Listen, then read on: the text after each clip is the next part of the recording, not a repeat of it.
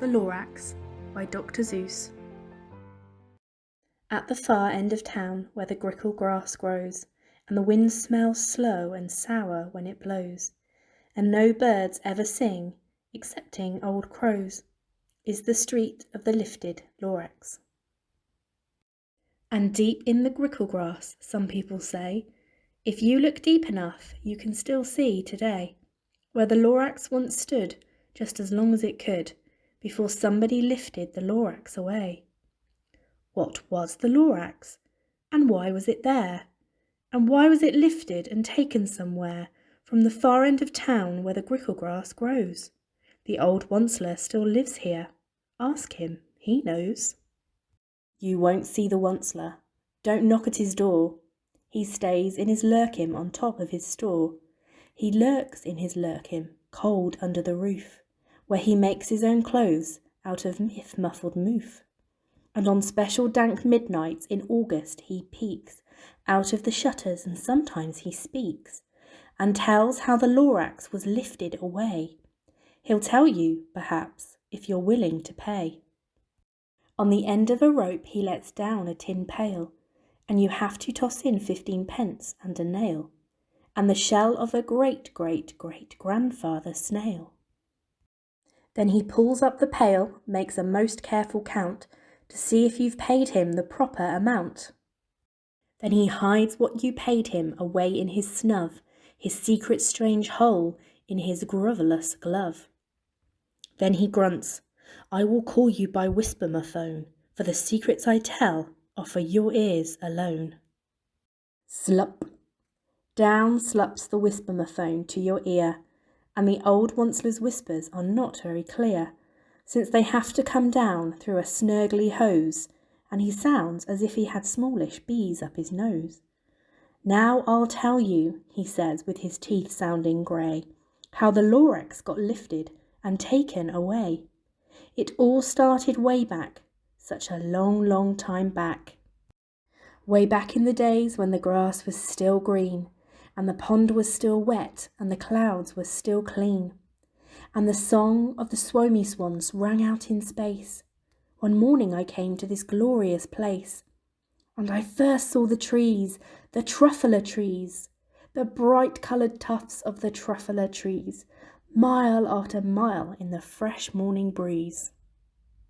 And under the trees I saw brown barbaloots, frisking about in their barbaloot suits, as they played in the shade and ate Truffula fruits. From the rippleless pond came the comfortable sound of the humming fish humming while splashing around. But those trees, those Truffula trees. All my life I'd been searching for trees such as these. The touch of their tufts was much softer than silk, and they had the sweet smell of fresh butterfly milk. I felt a great leaping of joy in my heart. I knew just what I'd do. I unloaded my cart. In no time at all I had built a small shop. Then I chopped down a Truffula tree with one chop. And with great skilful skill and with great speedy speed, I took the soft tuft and I knitted a thneed. The instant I'd finished, I heard a gazump. I looked. I saw something pop out of the stump of the tree I'd chopped down. It was sort of a man. Describe him? That's hard.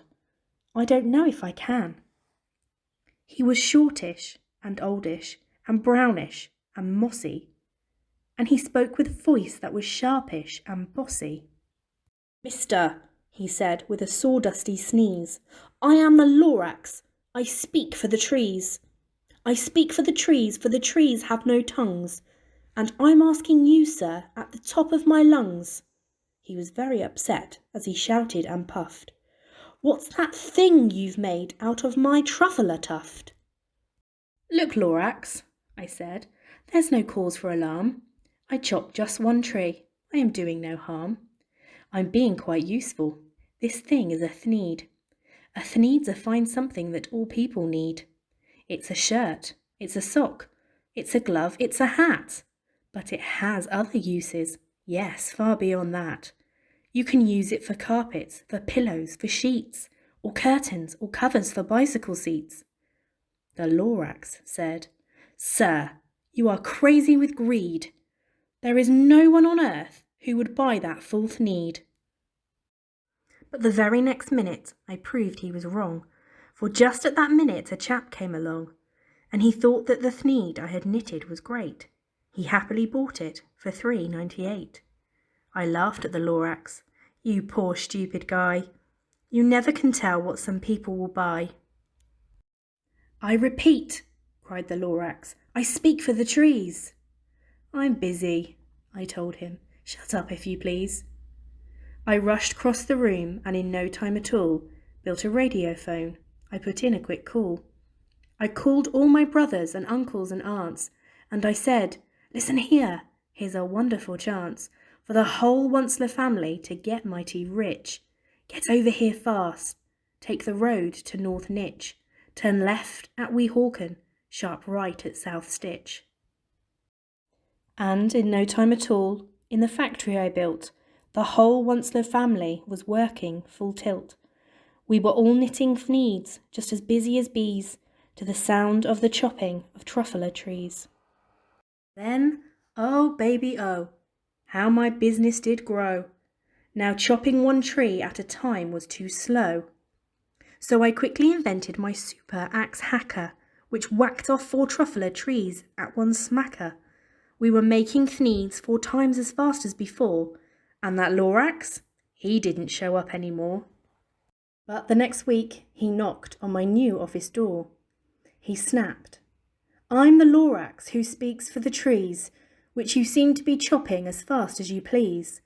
But I'm also in charge of the brown barbaloots, who played in the shade in their barbaloot suits and happily lived eating Truffula fruits.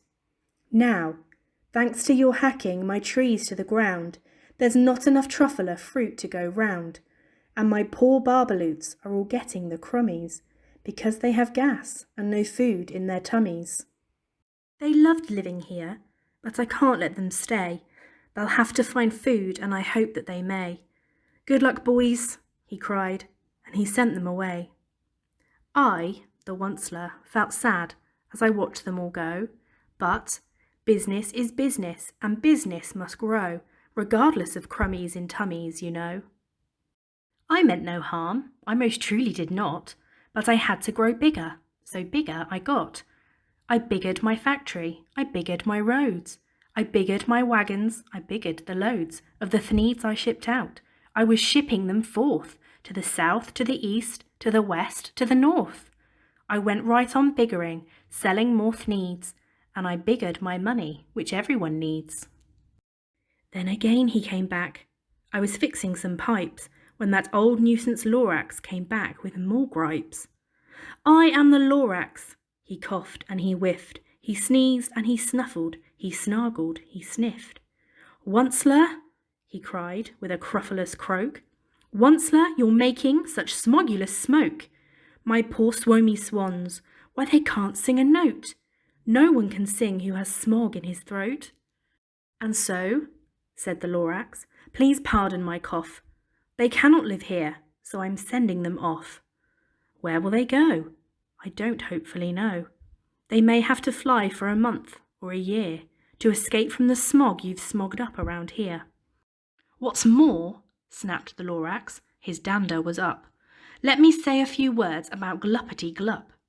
Your machinery chugs on, day and night without stop, making gluppity glup, also schloppity slop.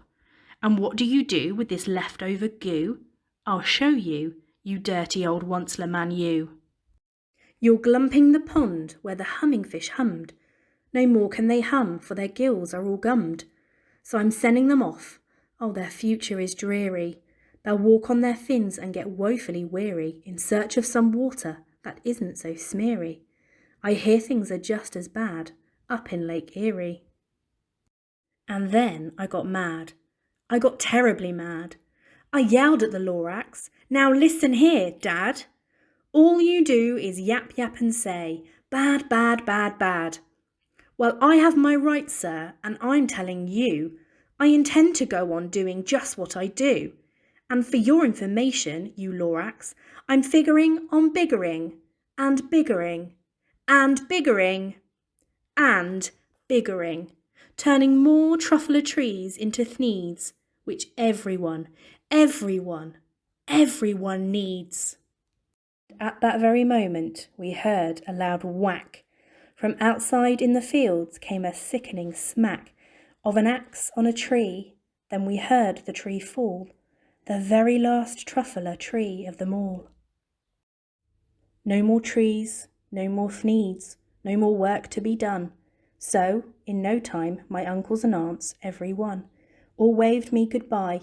They jumped into my cars and drove away under the smoke-smuggered stars.